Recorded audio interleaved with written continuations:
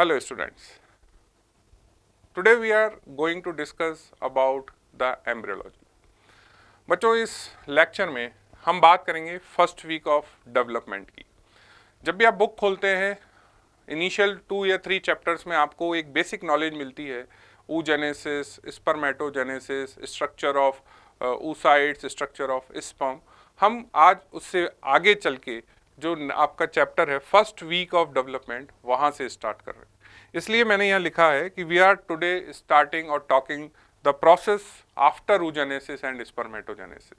So oogenesis and spermatogenesis हो जाने के बाद जब हम बात करते हैं फॉर्मेशन ऑफ एम्ब्रियो की, तो बच्चों सबसे पहली चीज़ है क्या? फर्टिलाइजेशन। सो ये जो चैप्टर है आपका, इस चैप्टर से आपके पास 3 क्वेश्चन एग्जाम में आते हैं। पहला क्वेश्चन है बच्चों fertilization. So this is the first question, fertilization. Then you will have the second question from this chapter is cleavage. So about the cleavage हम बात करेंगे कि different stages क्या होती हैं, कैसे वो questions एग्जाम में आते हैं। और जो तीसरा और लास्ट स्टेप होता है in the first week of development of the embryo, that is your implantation. ठीक है, तो हो क्या रहा है बेसिकली जब आप बुक खोलेंगे तो आपको मिलेगा फर्स्ट वीक ऑफ डेवलपमेंट। बच्चों देखो, as soon as we are talking about the embryo, हम एम्ब्रियो को वीक वाइज देखते हैं, है ना। फर्स्ट वीक में क्या बना, सेकंड वीक में क्या बना। अगर फर्टिलाइजेशन नहीं हुआ तो हम इस वीक वगैरह की बात ही नहीं करेंगे। तो जब भी आप फर्टिलाइजेशन देखते हैं तो फर्टिलाइजेशन के लिए 2 चीज़ों की सबसे पहले ज़रूरत है। हमें चाहिए एक फीमेल गैमेट, हमें चाहिए एक मेल गैमेट। ठीक है, अब ये जो मेल और फीमेल गैमेट हैं इनका फॉर्मेशन क्या हुआ? इनका फॉर्मेशन हुआ, oogenesis कैसे होता है, ओव्यूलेशन कैसे होता है, स्पर्मेटोजेनेसिस कैसे होता है। सो वो हम इस लेक्चर में बात नहीं कर रहे हैं, बिकॉज हम स्टार्ट कर चुके हैं फर्स्ट वीक ऑफ डेवलपमेंट से, यानी जायगोट बन गया है और वो जब बन गया तो उसके बाद उसके साथ क्या क्या होने वाला है। तो जायगोट बनना क्या कहलाया बच्चों? फर्टिलाइजेशन। ठीक है, तो फर्टिलाइजेशन की डेफिनेशन क्या होती है बच्चों? डेफिनेशन ऑफ फर्टिलाइजेशन का मतलब क्या हुआ कि एक आपके पास मेल गैमेट है, एक आपके पास फीमेल गैमेट है। दोनों जब एक दूसरे से फ्यूज हो जाएंगे तो जो स्ट्रक्चर बना उसको नाम क्या दिया? जायगोट। उसको क्या बोलते हैं बच्चों? जायगोट। तो मेल गैमेट को क्या बोलते हैं? Spermatozoa, spermatozoa. और फीमेल गैमेट को क्या बोलते हैं बच्चों? oocyte। ठीक है, तो फीमेल गैमेट यानी oocyte और स्पर्मेटोजोआ के फ्यूजन से क्या बनता है? जायगोट। और ये क्या है? एक प्रकार की प्रक्रिया है, प्रोसेस है, और इस प्रोसेस को क्या नाम दिया गया? Fertilization. So what is the definition of fertilization? Fertilization की डेफिनेशन क्या हुई? It is a process by which the male gamete यानी spermatozoa fuses with the female gamete यानी oocyte and it will give rise to a zygote। ठीक है, आपको पता है कि मेल गैमेट भी क्या होता है? हैप्लॉइड। फीमेल गैमेट भी क्या होना चाहिए? हैप्लॉइड। और ये जो जायगोट है ये क्या होना चाहिए? डिप्लॉइड। क्लियर? तो फर्टिलाइजेशन होने से क्या हो रहा है बच्चों? 2 हैप्लॉइड सेल मिलके एक क्या बना रहे हैं? Diploid cell. ठीक है, तो यहां तक हमें बात समझ में आती है, लेकिन ये इतना आसान नहीं है। क्यों आसान नहीं है बच्चों? कि आप ये समझिए, आपने एक नाम सुना IVF, इन विट्रो फर्टिलाइजेशन। जब हम बात कर रहे हैं फर्टिलाइजेशन की, और अगर मेरा ये सवाल है कि आप फ्रेशली इजैकुलेटेड सीमन, किसकी बात करी हमने? सीमन की।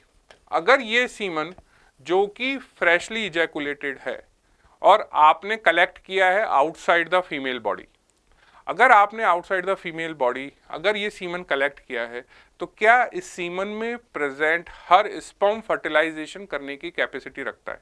Answer is a big no. ये सीमन जो है, जो आउटसाइड द फीमेल बॉडी आपने इजैकुलेट करके कलेक्ट किया है, इससे फर्टिलाइजेशन नहीं हो सकता। क्यों नहीं हो सकता? क्योंकि वो जो स्पर्मेटोजोआ सीमन में है वो अभी एक स्टेप है जिससे नहीं गुजरे हैं, और वही स्टेप है जो आपको एग्जाम में लिखनी होती है। तो लेट्स सी कि क्या प्री रिक्विजिट है।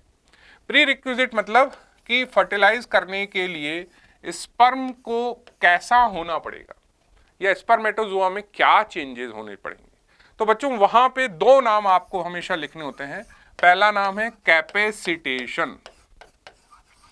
कैपेसिटेशन क्या चीज होती है, ये बहुत बार एग्जाम में पूछा जाता है, और जब आप एग्जाम में इसका शॉर्ट नोट लिख रहे हैं तो कुछ वर्ड ऐसे होते हैं बच्चों जो आपके शॉर्ट नोट में बड़े बड़े लिखे होने चाहिए, टीचर को पता लगे कि जब मैं फर्टिलाइजेशन लिख रहा हूं तो कुछ नाम हैं जैसे कैपेसिटेशन, जैसे एक्रोसोमल रिएक्शन, ये हाईलाइट होने चाहिए, मुझे दिखने चाहिए। तो कैपेसिटेशन का मतलब होता है कंडीशनिंग। कंडीशनिंग का मतलब क्या हुआ? कंडीशनिंग मतलब कि ये जो स्पर्मेटोजोआ है ये अपने आप को तैयार करेगा। किस चीज के लिए तैयार करेगा? ताकि वो जो ओवम है या जो सेकेंडरी ओसाइट है उसके जो बैरियर्स हैं, उसकी जो बाहरी परतें हैं, उनको वो पियर्स कर सके। तो बच्चों इसको याद कैसे रखेंगे? इसको याद रखना है हमें सी से। सी मतलब capacitation. Capacitation means conditioning. Conditioning किसकी? स्पर्मेटोजोआ की। और कंडीशनिंग का लिटरल मीनिंग क्या हो गया? That means it is going to prepare, ये तैयार कर रहा है किसको? स्पर्मेटोजोआ को, so that it can pierce, और इसमें वो एबिलिटी आ जाए कि वो उस ओवम को पियर्स कर सके। तो ये कैपेसिटेशन उस सीमन के कलेक्शन का जो हमारा आउटसाइड फीमेल बॉडी हुआ है, उन स्पर्म्स में ये प्रक्रिया नहीं हो पाती, क्योंकि कैपेसिटेशन करने के लिए हमें क्या चाहिए? Female mucosa. कैपेसिटेशन कौन करता है बच्चों? फीमेल जेनिटल ट्रैक्ट की जो म्यूकोजल लाइनिंग होती है, वहां पे इस स्पर्म के हेड के साथ होती है रिएक्शन, और वो जो रिएक्शन होती है वो क्या कहलाती है? कैपेसिटेशन। ठीक है।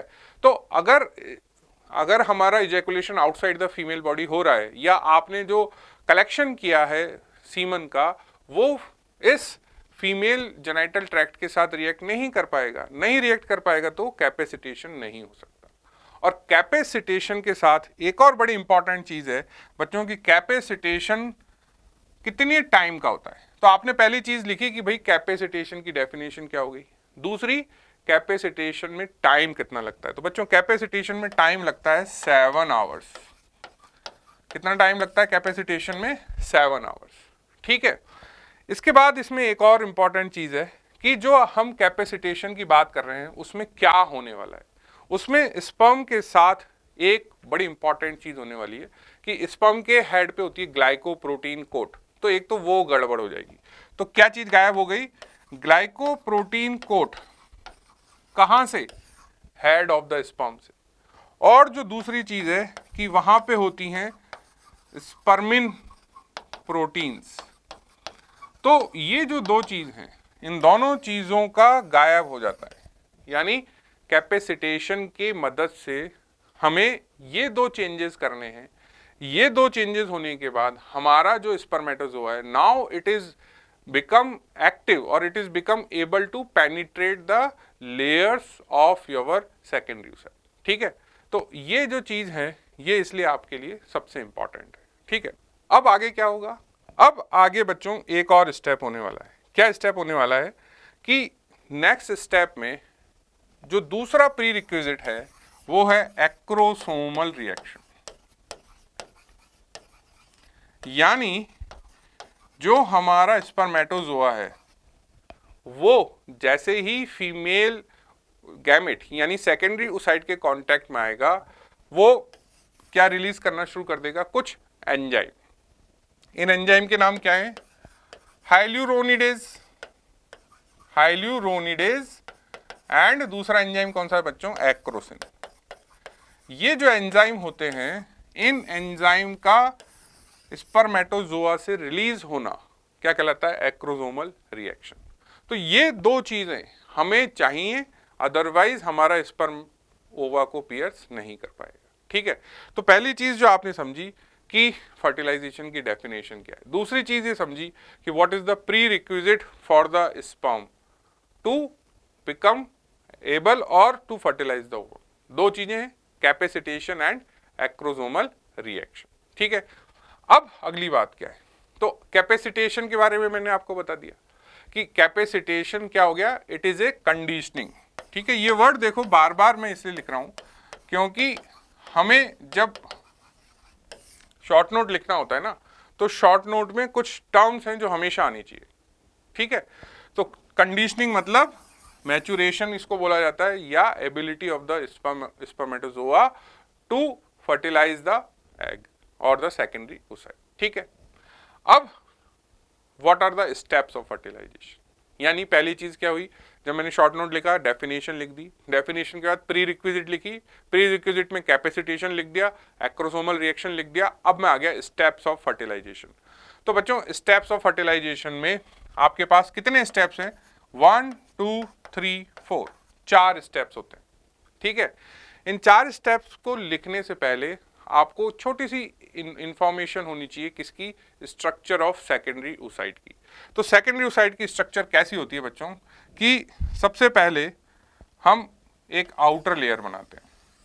ये जो आउटर लेयर है, ये आउटर लेयर बनती है कोरोना रेडिएटा। ये आउटर लेयर क्या है, कोरोना रेडिएटा। कोरोना रेडिएटा में 2 या 3 लेयर ऑफ सेल्स आप एग्जाम में बनाएं, ठीक है। सो ये हो गई कोरोना रेडिएटा। कोरोना रेडिएटा के बाद जो सेकंड लेयर है बच्चों, वो क्या कहलाई, जोना पेलुसिडा। तो ये मैं बना देता हूं जोना पेलुसिडा, ठीक है। उसके बाद जब आप अंदर जाएंगे तो क्या होगा, अंदर होगी एक और लेयर, और वो लेयर क्या है, this is the plasma membrane of oocyte, जिसको हम कहते हैं विटेलाइन मेम्ब्रेन, ठीक है। तो ये जो हमारा सेकेंडरी oocyte है, सेकेंडरी oocyte की कितनी लेयर हैं, 3। सबसे बाहर की लेयर क्या है, कोरोना रेडिएटा, उसके नीचे ये रेड कलर क्या है, जोना पेलुसिडा, और उसके अंदर ये क्या है, this is known as vitelline membrane. Vitelline membrane किसका दूसरा नाम है, plasma membrane of secondary oocyte का, ठीक है। अब हमें करना क्या है, हमें करना है स्पर्म को अंदर ले जाना है, ठीक है। यानी पहला स्टेप क्या है, पेनिट्रेशन ऑफ कोरोना रेडिएटा। दूसरा स्टेप क्या है, पेनिट्रेशन ऑफ जोना पेलुसिडा। तीसरा स्टेप क्या है, पेनिट्रेशन ऑफ विटेलाइन मेम्ब्रेन। जैसे ही आप तीसरे स्टेप पे पहुंचे, चौथा स्टेप क्या है, चौथा स्टेप है यहां पे है आपका क्या, nuclear material of the oocyte। और जैसे स्पर्म से चिपका तो न्यूक्लियर मटेरियल ऑफ स्पर्म वो अंदर चला गया और दोनों का क्या हुआ, फ्यूजन। तो चौथा स्टेप क्या हो गया, fusion of male and female nuclear material, और it is also known as pronucleus, ठीक है। तो ये 4 स्टेप हुए, ठीक है।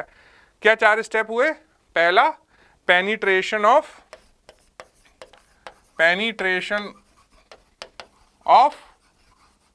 कोरोना रेडिएटा, दूसरा पेनिट्रेशन ऑफ जोना पेलुसिडा, तीसरा penetration of vitelline membrane, and last is fusion.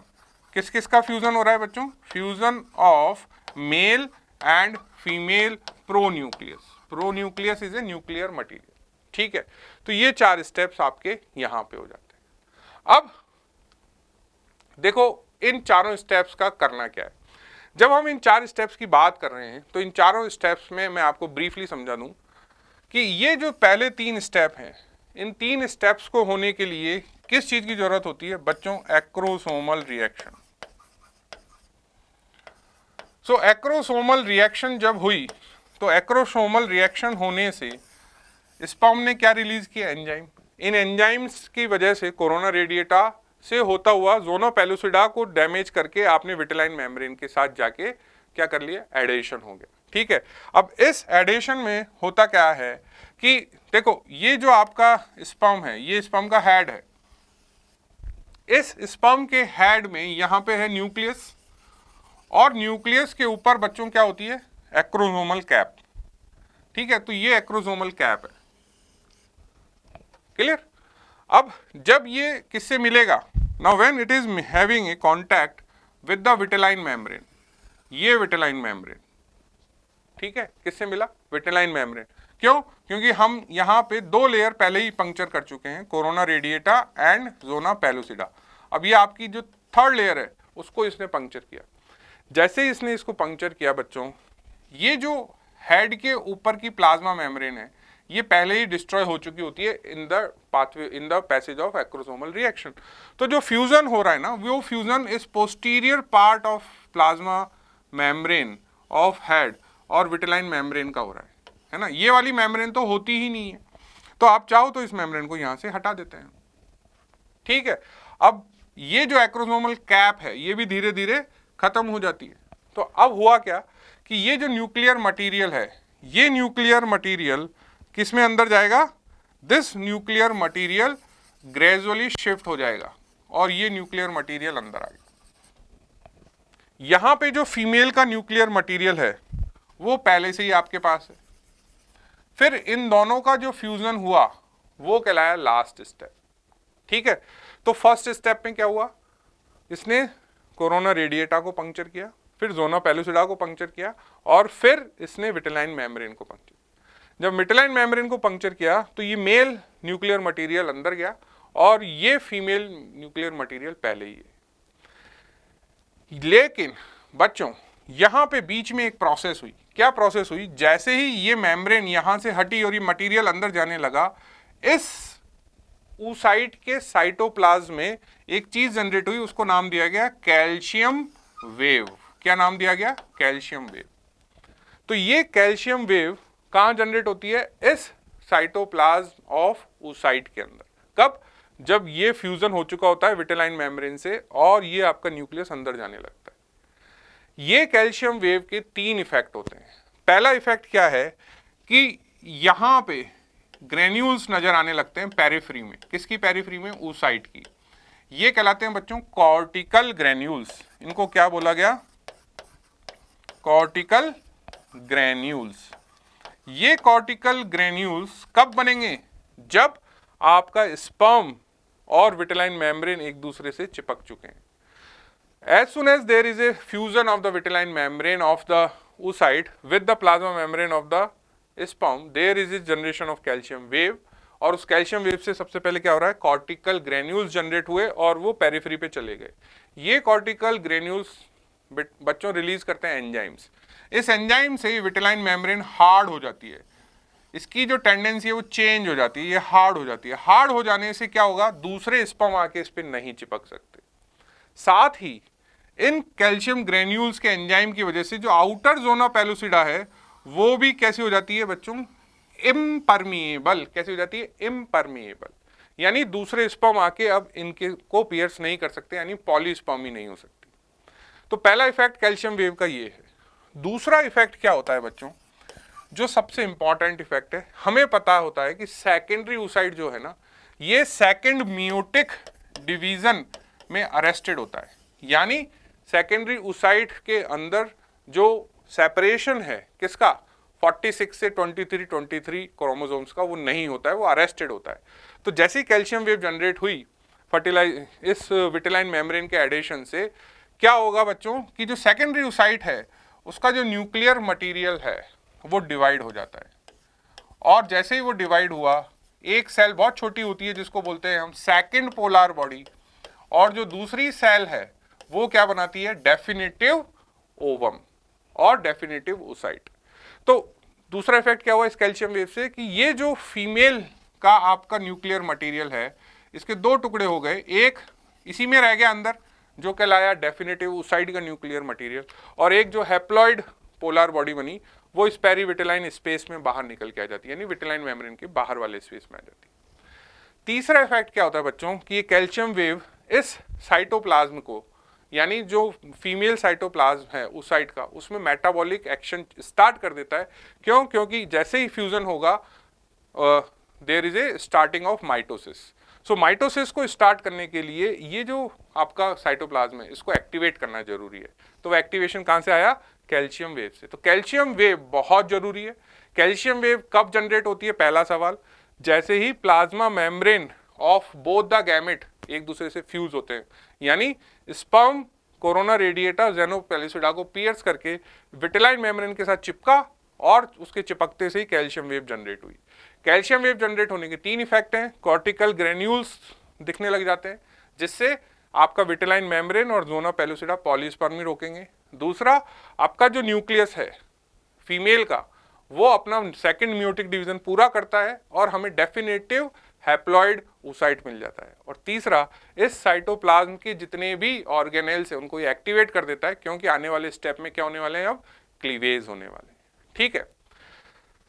दूसरा बच्चों, यहां पे जो एक और हमने बात पढ़ी कि प्रोन्यूक्लियस क्या होते हैं और वो कैसे फ्यूज हुए। तो बच्चों अब हमने देखा कि हमारे पास एक सेल आ गई, एक ओवम है। इस ओवम में आपके पास मेल एंड फीमेल दोनों न्यूक्लियर कंपोनेंट अंदर आ चुके हैं। ठीक है। तो जो मेल न्यूक्लियस होता है वो अंदर घुसने से पहले बच्चों स्वेलिंग शो करता है। कैसा हो जाता है? स्वेलन हो जाता है, फूल जाता है। और वो जो स्वेलन न्यूक्लियस है, उस स्वेलन न्यूक्लियस को कहा गया pronucleus. So pronucleus of male कुछ नई चीज नहीं है, बस साइज में बड़ा एक जो न्यूक्लियर मटेरियल है जो स्वलन हो चुका है उसको नाम दिया गया प्रोन्यूक्लियस। फीमेल प्रोन्यूक्लियस के साथ क्या होता है बच्चों कि फीमेल प्रोन्यूक्लियस जो होता है ना, वो अपने आप को ऐसे अरेंज कर लेता है। ठीक है। और आपको पता है यहां पे ये इसका डीएनए लगा हुआ है। ठीक है। तो ये है फीमेल प्रोन्यूक्लियस। और जैसे ही फ्यूजन होने लगता है, दोनों मेल फीमेल प्रोन्यूक्लियस के चारों की न्यूक्लियर मेम्ब्रेन डिसअपियर हो जाती है। और डिसअपियर होने के बाद अब दोनों में फ्यूजन होगा। तो लेकिन बच्चों एक बात याद रखो कि ये हो गया 23, ये आ रहा है, ये भी 23। ठीक है। अगर 23 और 23 जब एक दूसरे के साथ मिलेंगे, ठीक है, और अगर मिलने के बाद इनमें जब माइटोसिस होगा तो 23 से जो सेल बनेंगी उनमें भी 23 क्रोमोसोम आएंगे। लेकिन ये गड़बड़ हो गया। क्यों? क्योंकि ये तो सेल कैसी हो गई बच्चों? हैप्लॉइड हो गई। यहां पे गड़बड़ है। ह्यूमंस की हर सेल में कितने क्रोमोसोम होनी चाहिए? 46। तो प्रॉब्लम क्या हुई? प्रॉब्लम ये है कि माइटोसिस शुरू होने से पहले जब दोनों प्रोन्यूक्लियाई का फ्यूजन होगा और फ्यूजन होने के बाद जब वो क्रोमेटिड के साथ अरेंज्ड होंगे, स्पिंडल्स बनेंगे, तो बच्चों उससे पहले ये डीएनए दोनों के क्या होने चाहिए? रेप्लिकेट होने चाहिए। तो ये बहुत इंपॉर्टेंट स्टेप है जो आपको लिखना है कि व्हेन द दो प्रोन्यूक्लियस, मेल और फीमेल प्रोन्यूक्लियस एक दूसरे से जब फ्यूज होते हैं, उसी टाइम क्या होता है बच्चों? DNA replication. और डीएनए रेप्लिकेशन होने के बाद फिर देयर इज ए स्प्लिट। और स्प्लिट होने के बाद जो दो नई सेल बन के आई, उनमें फिर आपको कितने क्रोमोसोम मिलेंगे? 46, ना कि 23। तो 46 क्यों हुए? क्योंकि डीएनए रेप्लिकेशन हुआ है। डीएनए रेप्लिकेशन कब हुआ? जब मेल एंड फीमेल प्रोन्यूक्लियस एक दूसरे के साथ मिलने लगते हैं। यानी जब मेल प्रोन्यूक्लियस ओवा के अंदर जा चुका है, तो जब इनका दोनों का फ्यूजन हो रहा है। फ्यूजन का मतलब क्या हो रहा है बच्चों? Mixing of your chromosome. और जब मिक्सिंग ऑफ क्रोमोसोम हुई, उसके साथ साथ ही साथ में क्या हो रहा है? डीएनए रेप्लिकेशन हो रहा है। और डीएनए रेप्लिकेशन क्यों जरूरी है? क्योंकि जब अब अगला स्टेप क्या है इसमें? माइटोसिस का है। तो जब माइटोसिस होगा तो 46 दोनों इसमें आने चाहिए। तो अगर एक सेल में 23 और 23 46 ही हुए, टोटली 46 क्रोमोसोम है, तो इनमें 23 आएंगे। तो यहां कितने होने चाहिए? 92। तो टोटल 92 होंगे, तो दो सेल में दोनों में 46 आ जाएंगे, क्योंकि माइटोसिस में क्या होता है? एग्जैक्ट हाफ होते चली जाएंगी। ठीक है। तो ये जो स्ट्रक्चर है, ये जो चीज है, ये आपको हमेशा दिमाग में रखनी है। अब नेक्स्ट स्टेप आता है, what is the effect of calcium wave, जो आपको अलग से लिखने हैं। मैंने आपको बता दिया 3 इफेक्ट्स हैं जो हमें ध्यान में रखने हैं। So what is the result of fertilization? Fertilization का रिजल्ट क्या होता है? सो पहला रिजल्ट, वो जो स्पीसीज है, वो स्पीसीज अपना डिप्लॉयड नंबर वापस से गेन कर लेती है। यानी 2n नंबर उसके अपने आ जाते हैं। दूसरा, जब कैल्शियम वेव जनरेट हुई थी फर्टिलाइजेशन के कारण, जब आपका दोनों प्लाज्मा मेम्ब्रेन जाइगोट बनाने से पहले एक दूसरे से फ्यूज हुए, तो जो आपका सेकेंड म्यूटिक डिवीजन था, किसके अंदर? oocyte में। सेकेंडरी oocyte का जो सेकेंड म्यूटिक डिवीजन था वो कंप्लीट हो जाता है। और इसके कंप्लीट होने से आपको एक डेफिनेटिव oocyte मिलता है। और वो जो डेफिनेटिव oocyte होता है बच्चों, वो प्योर हैप्लॉइड होता है। क्यों? क्योंकि ये पोलर बॉडी रिलीज करता है। तो पहला इफेक्ट है कि आपका सेकेंड म्यूटिक डिवीजन पूरा हुआ। दूसरा इफेक्ट क्या है कि फर्टिलाइजेशन होने से जो नई सेल बन रही है, उसमें उस स्पीसीज के डिप्लॉयड नंबर वापस रीस्टोर हो जाते हैं। तीसरा जो इफेक्ट है वो क्या है कि यहाँ पे ये जो डिप्लॉयड नंबर जनरेट हो रहे हैं ये हमारा सेक्स डिसाइड करते हैं at the level of chromosome. यानी अगर 22 plus x of female 22 of x of male से जुड़ेगा तो फीमेल हो जाएगी, और अगर ये 22 एक्स फीमेल का 22 वाई ऑफ मेल से जुड़ेगा तो मेल चाइल्ड हो जाएगा, यानी क्रोमोसोमल सेक्स डिटर्मिनेशन हो जाता है। एंड द चौथा जो सबसे इंपॉर्टेंट चीज है, मैंने बात की कि मेटाबॉलिक एक्टिविटीज कैल्शियम वेव से जनरेट होती हैं, यानी ये क्लीवेज के लिए तैयार करना, तो it stimulate the cleavage which is required for the further work, यानी फर्दर माइटोसिस। ठीक है ना। सो एक बात ये हो गई। अब अगला पार्ट ये आता है कि सर इसको एग्जाम में लिखना कैसे। तो एग्जाम में कैसे लिखना है उसके लिए हम अब इस पीडीएफ फाइल को देखते हैं। ठीक है। सो अब यहाँ पे आप ये देखिए PDF. So after having an idea about the fertilization, कि फर्टिलाइजेशन में क्या क्या स्टेप्स होते हैं, फर्टिलाइजेशन कैसे होता है, अब एग्जाम में कैसे लिखना है। आपके पास क्वेश्चन है write short note on fertilization. तो बच्चों सबसे पहली चीज हमें क्या लिखनी है, डेफिनेशन। पहला पॉइंट है डेफिनेशन कि fertilization is a process by which the male and female gametes fuse and they will form the zygote. ठीक है। तो मेल एंड फीमेल गैमेट मतलब आप लिख सकते हैं स्पर्मेटोजोआ एंड सेकेंडरी oocyte, और उनका फ्यूजन होता है और उससे क्या होगा फर्टिलाइजेशन। दूसरा पॉइंट आपको लिखना है what is the site of the fertilization. So site of fertilization क्या होता है, fallopian tube, and which part of the fallopian tube, answer is ampulla. So ampullary part of fallopian tube आपको second line में लिखनी है। Third point आ गया हमारा what is the prerequisite for the fertilization. तो देखिए प्री रिक्विजिट ऑफ फर्टिलाइजेशन ओवा के लिए भी जरूरी है और स्पर्म के लिए भी जरूरी है, लेकिन हम शॉर्ट नोट में मेन जो इंपॉर्टेंट पार्ट है that is related with the sperm और स्पर्मेटोजोआ उसकी हम बात कर रहे हैं। तो यहाँ पे आपको दो वर्ड्स के नाम जरूर लिखने हैं एग्जाम में। पहला होता है बच्चों कैपेसिटेशन और दूसरा नाम क्या है, एक्रोसोमल रिएक्शन। ठीक है। देखो कुछ टर्म्स ऐसी होती हैं जो शॉर्ट नोट में होनी चाहिए और वो प्रॉपरली हाईलाइटेड होनी चाहिए, बिकॉज वही आपका जो शॉर्ट नोट है उसको अच्छा बनाते हैं। ठीक है। तो आपने लिखा भाई कैपेसिटेशन होना चाहिए, एक्रोसोमल रिएक्शन होनी चाहिए। अब आपसे पूछा गया, तो अब आप यहाँ लिख रहे हैं कैपेसिटेशन के बारे में दो लाइनें कि कैपेसिटेशन क्या है। देखो C for capacitation, C for conditioning. तो कैपेसिटेशन क्या है, कंडीशनिंग ऑफ स्पर्मेटोजोआ। कंडीशनिंग मतलब कि आप उस स्पर्मेटोजोआ को रेडी कर रहे हो फर्टिलाइजेशन करने के लिए। ठीक है ना। तो हमें करना क्या है, हमें कैपेसिटेशन के बारे में 4 लाइन लिखनी है। Capacitation is a process of conditioning of the spermatozoa. दूसरा कैपेसिटेशन कहाँ होता है, फीमेल जेनाइटल ट्रैक्ट में, तो ये मैंने लिख दिया कि भाई it occurs in female genital tract. और जो तीसरी सबसे इंपॉर्टेंट बात है कि कैपेसिटेशन के लिए कितना टाइम लगता है, तो अप्रॉक्सीमेटली 7 आवर्स, 7 घंटे का टाइम कैपेसिटेशन में लगता है आफ्टर द इजैकुलेशन। ठीक है। उसके बाद कैपेसिटेशन से हुआ क्या, कैपेसिटेशन से स्पर्मेटोजोआ की क्या हुई कंडीशनिंग, मतलब it loses the glycoprotein coat and seminal plasma protein. ठीक है। उसने क्या क्या दो चीजें लूज करी हैं, ग्लाइकोप्रोटीन का कोट और सेमाइनल प्लाज्मा प्रोटीन। उसके बाद 2 लाइन एक्रोसोमल रिएक्शन के बारे में कि एक्रोसोमल रिएक्शन का मतलब ये हुआ कि कैपेसिटेशन होने के बाद जो आपका एक्रोसोमल कैप होता है वो अब it is ready to release the enzymes like hyaluronidase and acrosin. ये एंजाइम क्यों जरूरी है बच्चों, with the help of these enzyme अब जो ओवा आने वाला है, यानी जो सेकेंडरी oocyte इसके कांटेक्ट में आने वाला है, उसके चारों ओर की 3 कवरिंग आपने पढ़ी हैं अभी, corona radiata, zona pellucida and vitelline membrane. तो उन तीनों में छेद करने के लिए इन एंजाइम्स की जरूरत है। ठीक है। उनको हमने बोला बैरियर्स ऑफ सेकेंडरी oocyte। उसके बाद आपने शॉर्ट में लिखा what are the steps of fertilization, यानी कि जब स्पर्म ओवा के कांटेक्ट में आया तो 3 तो आपके बैरियर उसने पियर्स किए। सबसे पहला कोरोना रेडिएटा, दूसरा जोना पेलुसिडा और तीसरा विटेलाइन मेम्ब्रेन। अब जो इनको पियर्स करने के बाद जो चौथी चीज होगी वो क्या होगी बच्चों, कि दोनों गैमेट्स के हैप्लॉइड न्यूक्लियस आपस में एक दूसरे के साथ मर्ज हो जाएंगे, यानी fusion of the male and female pronucleus. ठीक है।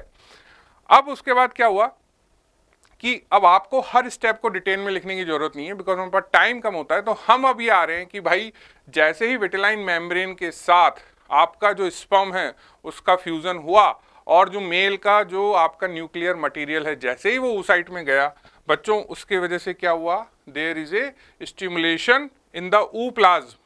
क्या हुआ, उससे एक कैल्शियम वेव जनरेट होती है। अब आपको ये पार्ट थोड़ा हाईलाइट करना है कि कैल्शियम वेव के 3 इफेक्ट हैं। पहला इफेक्ट क्या होता है कि कैल्शियम वेव जो आपका ooप्लाज्म है, यानी जो प्लाज्मा जो आपका साइटोप्लाज्म है oocyte का, जिसको ooप्लाज्म कहा गया, उसके अंदर कॉर्टिकल ग्रेन्यूल्स बनाता है। और ये कॉर्टिकल ग्रेन्यूल्स कैल्शियम वेव से किधर चले गए, पेरिफेरी की तरफ चले गए, और वहां जाके इन ग्रेन्यूल्स ने कुछ एंजाइम सिक्रीट किए, इससे विटेलाइन मेम्ब्रेन हार्ड हो जाती है और इसको कहा गया विटेलाइन डीपोलराइजेशन। और साथ ही साथ जोना पेलुसिडा भी क्या हो जाती है बच्चों, रेजिस्टेंट हो जाती है, जिससे दूसरे स्पर्म इसमें अंदर नहीं घुस पाए। तो हमने इसके बारे में यहाँ लिख दिया कि पहला इफेक्ट क्या हुआ, migration of the cortical granules to the outer edge, यानी बाहर की तरफ गए, और उसके एंजाइम से विटेलाइन मेम्ब्रेन हार्ड हो गई, यानी अब दूसरा स्पर्म उसको पियर्स नहीं कर सकता, लेकिन साथ साथ बाहर की जोना पेलुसिडा भी अपने आप को चेंज कर लेती है। तो वो कहलाया जोना रिएक्शन, और ये क्या कहलाया, विटेलाइन डीपोलराइजेशन। तो एक इफेक्ट कैल्शियम वेव का ये हुआ। दूसरा इफेक्ट क्या हुआ कि जो आपका oocyte है, सेकेंडरी oocyte, उसमें सेकेंडरी म्यूटिक डिवीजन कंप्लीट हो जाएगा, यानी एक और पोलर बॉडी रिलीज हुई और ये प्योरली हैप्लॉइड सेल हो गई, बिकॉज इसमें 22+X क्रोमोसोम नजर आए। और तीसरा इफेक्ट क्या हुआ कि इस कैल्शियम वेव से मेटाबॉलिक एक्टिविटी जनरेट हो जाती है ooप्लाज्म में।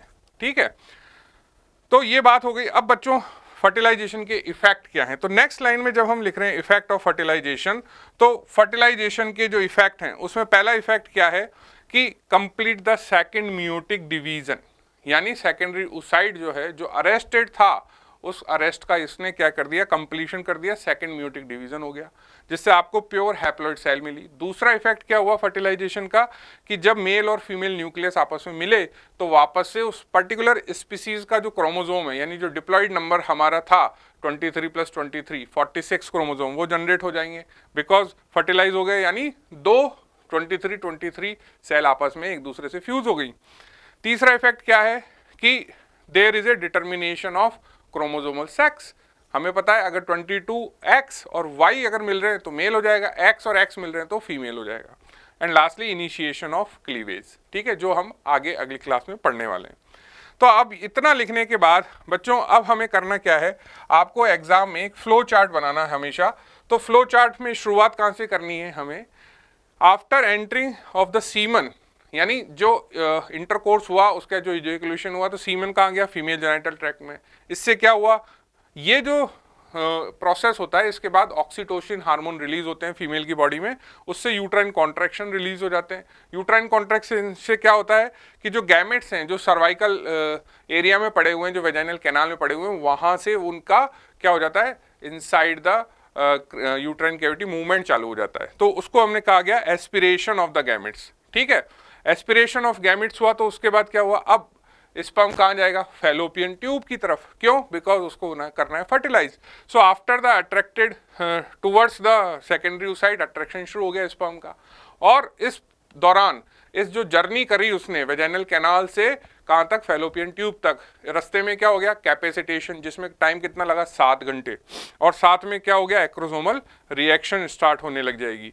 तो अब जैसे ये सेकेंडरी oocyte के पास पहुंचेगा, कहाँ पे, एम्पुला ऑफ फैलोपियन ट्यूब में एक्रोसोमल रिएक्शन होगी, एक्रोसोमल रिएक्शन से एंजाइम रिलीज होंगे, और फिर अब क्या होगा कि जितनी 3 लेयर हैं उनको ये पेनिट्रेट करेगा, और पेनिट्रेट करके अल्टीमेटली ये जो आपका स्पर्म है ये किससे फ्यूज हो जाएगा, ये फ्यूज हो जाएगा vitelline membrane of secondary oocyte। जैसे ही फ्यूज हुआ कैल्शियम वेव जनरेट हुई, कैल्शियम वेव जनरेट हुई तो कैल्शियम वेव ने क्या किया, 2 चीजें की जो हमने पढ़ी। पहला उसने किया विटेलाइन डीपोलराइजेशन, और दूसरा क्या किया, जोना रिएक्शन। और ये दोनों चीजें होने के बाद साथ में क्या हुआ, सेकेंडरी म्यूटिक डिवीजन कंप्लीट हुआ। और सेकेंडरी म्यूटिक डिवीजन कंप्लीट होने के बाद बच्चों क्या हो रहा है, यहाँ पे आप देख सकते हैं कि एक डेफिनेटिव हैप्लॉइड सेल बन गई, और ये जो मेल और फीमेल प्रोन्यूक्लियस हैं ये आपस में फ्यूज हुए और अल्टीमेटली हमारा जाइगोट बन गया। And this is how there is a end of the process of fertilization. ठीक है, इतना लिखने के बाद एक छोटा सा डायग्राम है जो आपको एग्जाम में बनाना है।